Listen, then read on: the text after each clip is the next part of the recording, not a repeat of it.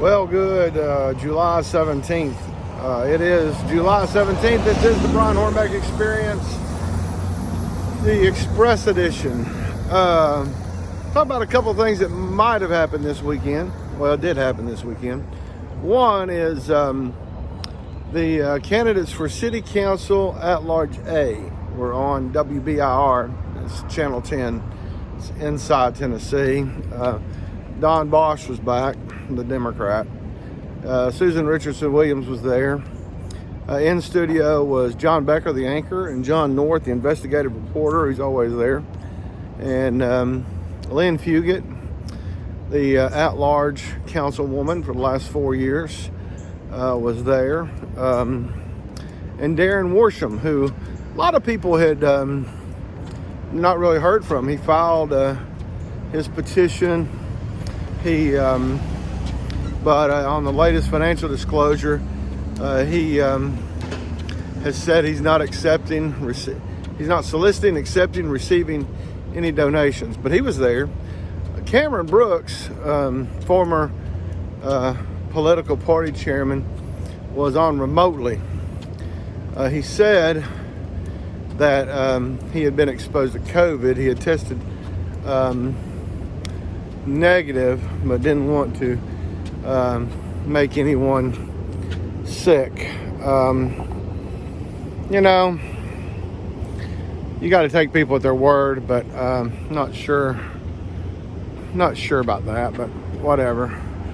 Interestingly enough, in Cameron's introduction, he said that he had been a union organizer or an organizer for the campus workers over at the University of Tennessee, but when it came to discussing the bridge, the infamous bridge that will go over the Tennessee River, the one that they'd applied for a grant from the feds, the state was willing to pay some money. The city was going to pay very little. The city's paid about $150,000 in salary and expenses for a grant writer to write that grant. The grant has not been awarded. We weren't a finalist for that grant. But I found it interesting that he said that UT should pay for the bridge in its entirety. This is a guy who was an organizer, Campus Workers of America, who I guess feels like that the bridge is warranted because he says UT should pay for it. But thought that was interesting. And in addition, he said that Debbie Helsley, who also is a union organizer who's running in Seat B, is against the bridge, which again is an interesting concept for Mr.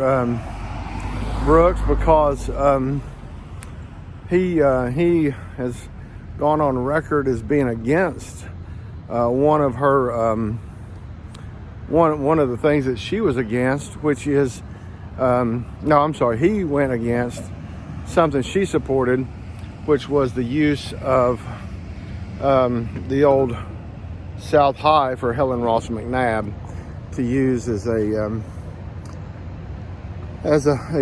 facility for folks in rehab.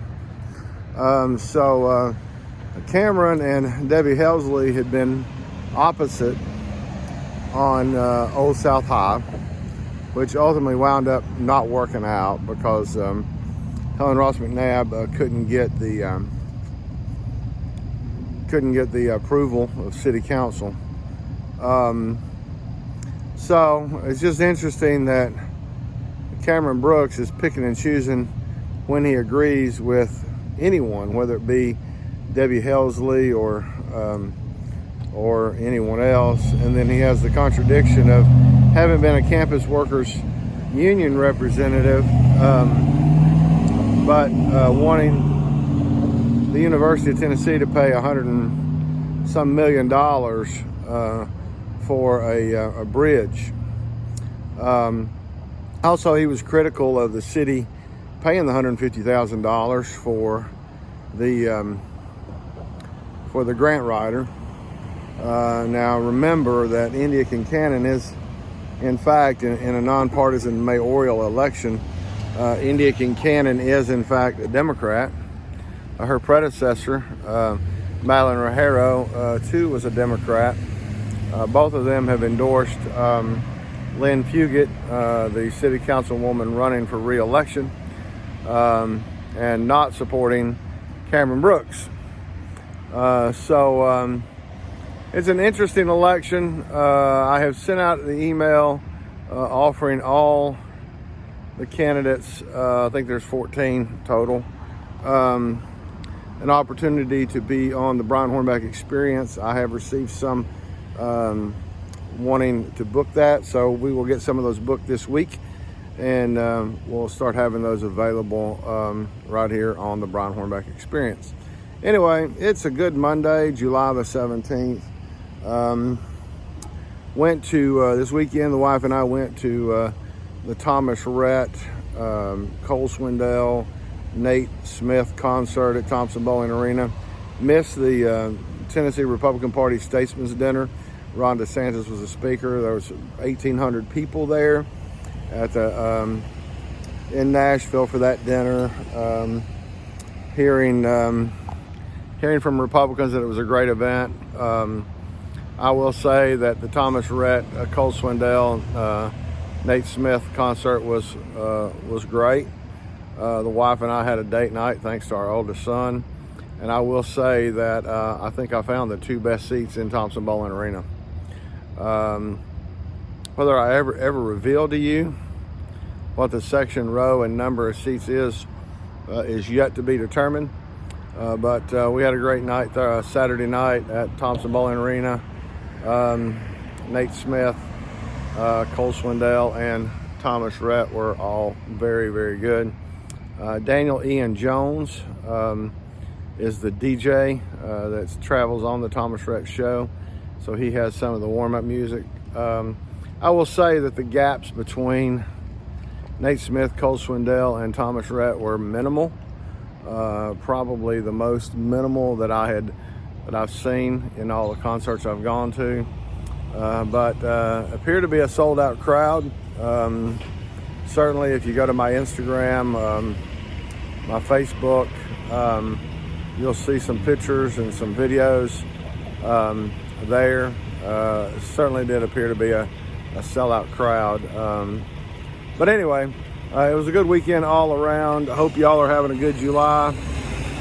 It's really great walking to work, walking from where I park to my office at 7 o'clock, 7:15 in the morning, because by about 8 or 9, it gets pretty brutal out here. The sun looked kind of red this morning coming up, so don't know what that means. I don't really check the weather on a regular basis, but anyway, hope y'all have a great day. We'll talk to you soon. Stay in touch with brianhornback.com, and we'll keep you informed.